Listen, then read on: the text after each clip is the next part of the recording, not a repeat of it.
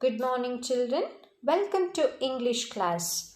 In the last class, we were discussing the lesson Aruna, Asaf, Ali. Here we have come across the plans of the committee to hoist the tricolour after passing the Quit India resolution and the scene at Victoria Terminus in the early hours of August 9, 1942 as witnessed by Aruna, Asaf, Ali, and also about the British who were extremely autocratic and ruthless.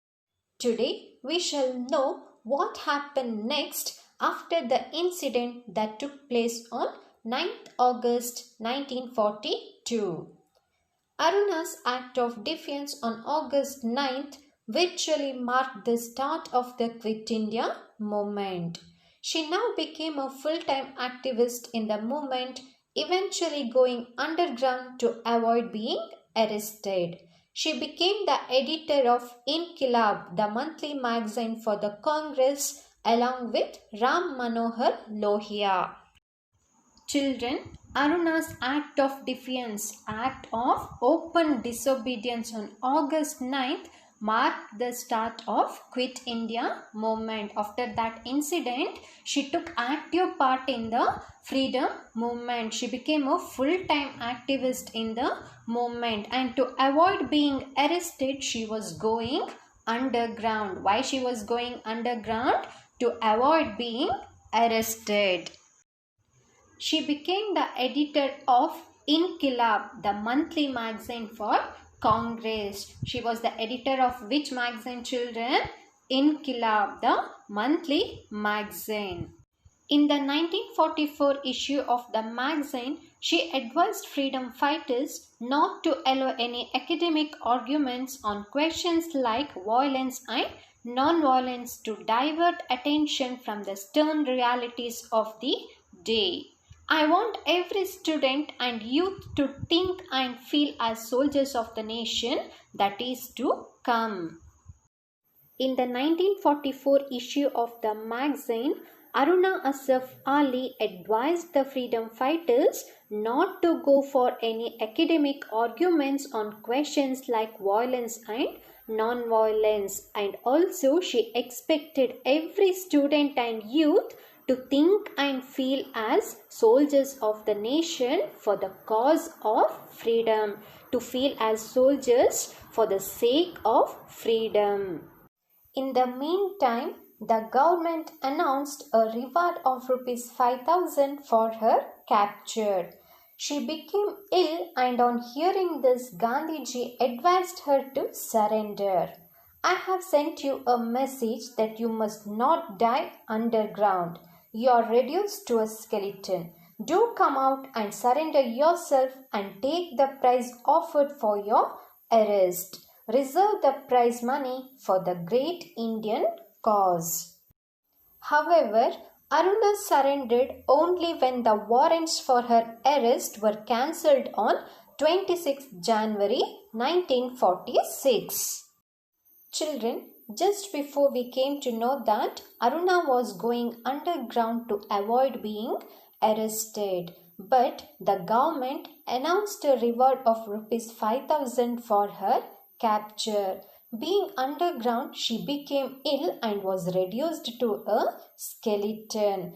On hearing the announcement of the government, Gandhiji advised Aruna to surrender. He sent a message to her telling that not to die underground.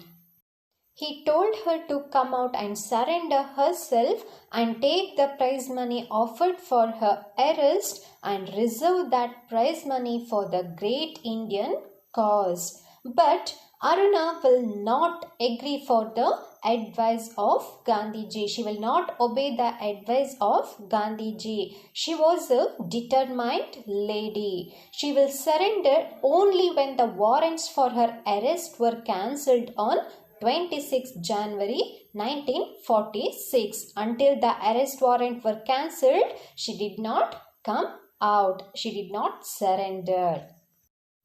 After India attained independence, Aruna Asaf Ali turned to social work and helped to establish the National Federation of Indian Women in 1954.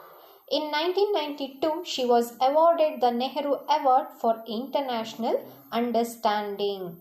She breathed her last in July 1996.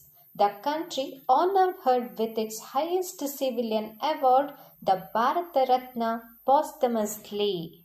After India became free from the British rule, Aruna Asaf Ali kept herself busy in social work. That means she involved in social service. She helped to establish the National Federation of Indian Women in the year 1954. And in the year 1992, she was awarded the Nehru Award for International Understanding. Why was she awarded the Nehru Award? For International Understanding.